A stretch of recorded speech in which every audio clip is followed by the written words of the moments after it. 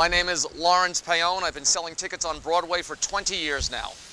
At Rent, I worked in the box office for 3 years, and I sold tickets to anyone who wanted to buy them. The regular Rent ticket buyers, the kind of core audience group, they were a lot of fun to deal with, I have to say. They were, always very enthusiastic, always happy to get a ticket, whereas a lot of the, let's say, older ticket buyers and older theater goers were a bit more demanding, where they wanted to sit and everything. But the regular Rent ticket buyers were just so happy to be there, and were pretty much a pleasure to deal with. A Rent head has to be a rabid fan who has probably seen the show at least 50 times and will want to see it at least 50 more. Well, there was one Rent head who I definitely remember. His name was Joel. I think he might have been an investment banker on Wall Street, young guy, early 20s. And by the time I left working at the Nederlander box office, which was 3 years, Joel had seen Rent, I believe, 300 some odd times. And a couple years later, when I was working at Circle in the Square, dealing with the Rocky Horror regulars, which was another group, I had heard that Joel had topped 600 and was on his way to 1,000. Never heard from Joel again. Don't know where he maxed out at, or maybe he's still going. The only one thing I remember specifically that was a little odd is that after someone, they had picked the names for the lottery, and people lined up. Someone cut in line, and we only discovered this after I sold them the tickets, and I had to literally chase them down this very street, probably stopped right around here, and had to threaten them with calling the police if they didn't turn over their tickets to the people who deserved them.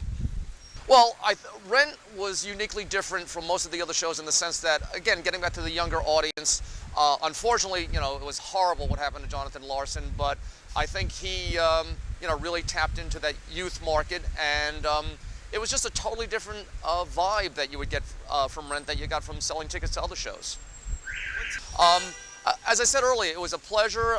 There was only one time that I remember where things got, I don't even want to say nasty, but I remember there was someone on one of the chat rooms complained about me because I wouldn't honor their list, and I went on the internet and said, the list the Rent heads are keeping up for your peace of mind has nothing to do with what we do. At the time, it was first come, first served. But other than that one time, again, these were people who were loving the theater, loving to be there, and just looking to find a cheap way in. So the notion that Broadway is becoming elitist has been there forever, and it will be there forever. I don't know if it's any more elitist now than it was 10 or 20 years ago. I think when you have shows like Rent or Spring Awakening, things that are catering to a younger generation, I think that just makes it better for everybody. One time when I was at Circle in the Square, I had an elderly gentleman come and complain about the price for whatever show I was selling at that time, and he kept on saying, well, in London they take care of their senior citizens, and in London this, and in London that. And I basically said, I have no control over the pricing on Broadway. I can't even tell my teenage daughters what to do. Go to London.